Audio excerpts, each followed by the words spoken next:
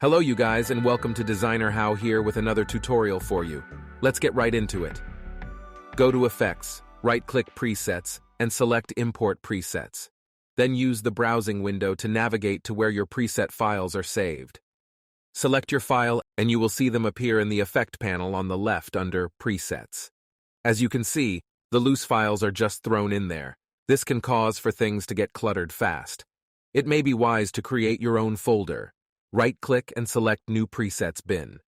This will create a new folder into which you can drag the desired presets. Select the files and bring them on over to your new bin.